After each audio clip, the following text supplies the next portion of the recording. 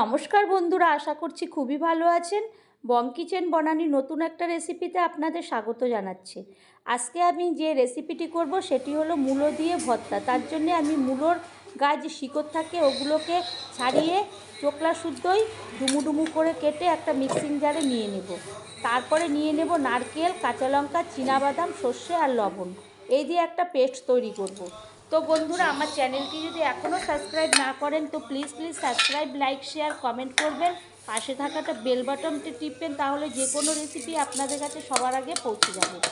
তো এই রকম শীত থাকতে থাকতে আমাদের বাঙালি মতে পৌষ মাসে মূলো খেতে নেই, সেই কারণে আর মাত্র দুদিন বাকি। এরকম একটা রেসিপি বাড়ির লোককে করে খাওয়ান। এরপরে কড়াই বসিয়ে দেব। কড়াই গরম হলে সরষের তেল বেশি করে দিয়ে দেব, কারণ এই ভর্তাটা একদম কষাতে হবে। এরপরে শুকনো লঙ্কা আর কালো জিরা দিয়ে প্রথমে ফোড়ন দিয়ে ওই ভর্তাটা ঢেলে দেবো। ঢেলে ভালো করে আমি ওই তেলের সঙ্গে কালো জিরা শুকনো লঙ্কার সঙ্গে মাখতে থাকবো।